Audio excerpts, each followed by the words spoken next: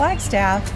This is the last leg of our trip, and we are headed home after 21 days, 10 states, over 5,000 miles, family road trip. I hope you've been joining along. If you haven't, make sure you check out all the other videos of the interesting things we did and all of the things that those 10 states have to offer. These pine trees are doing a number on me with my allergies. I started feeling it the minute we pulled in. So sneezing and coughing and really feeling that I'm back on the West Coast. Got some updates on what I wound up using, what I didn't use on my trip.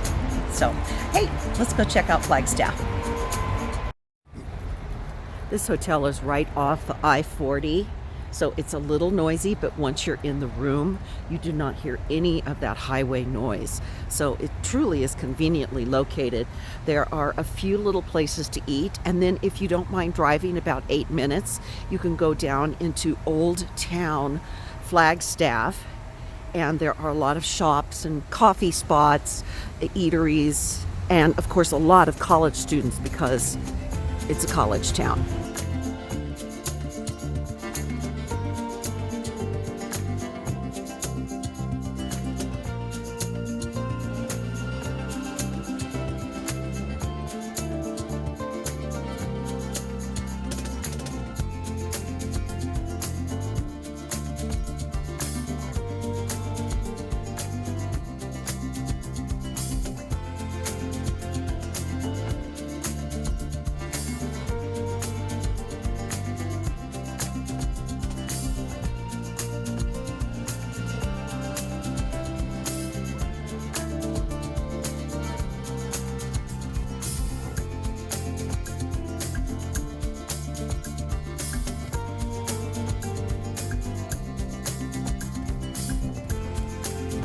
"21 days, 10 states, and over 5,000 miles.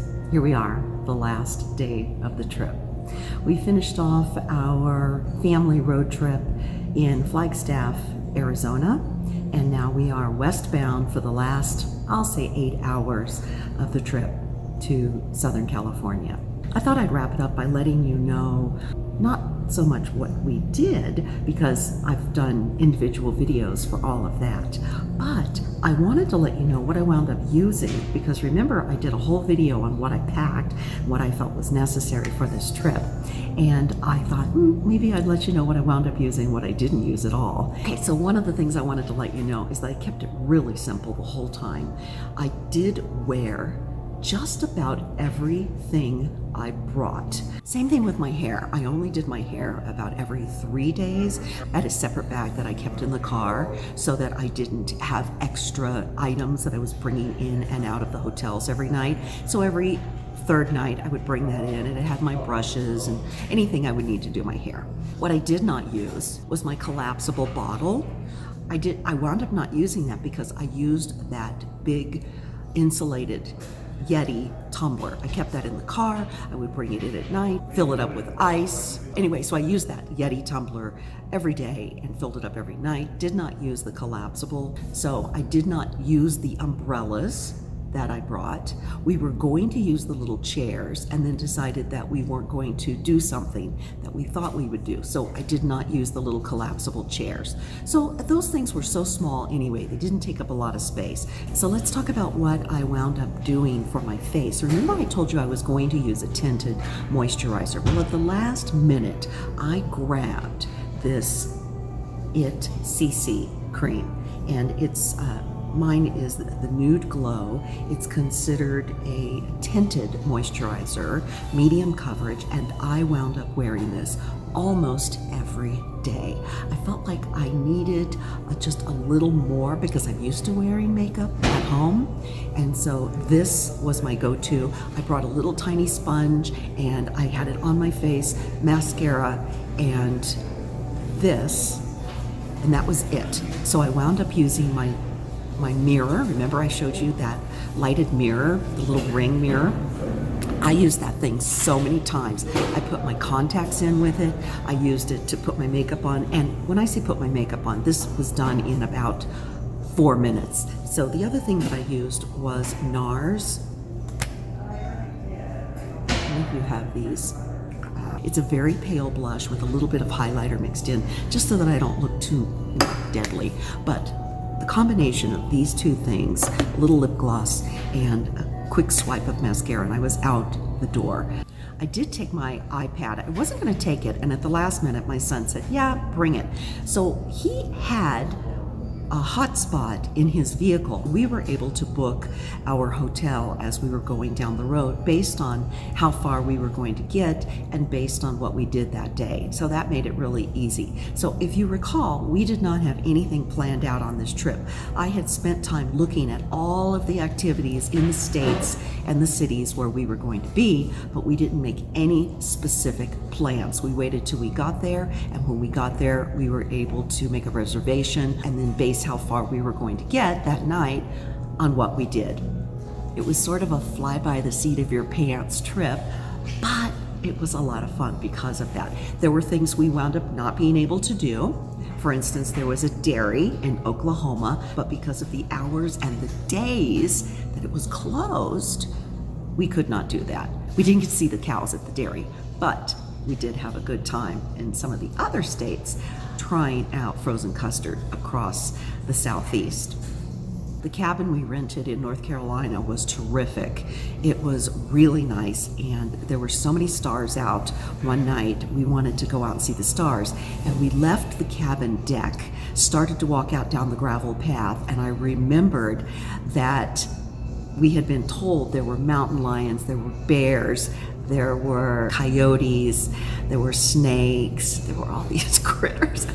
I turned around very quickly and ran back to the cabin. I'll look at stars from the deck, thank you.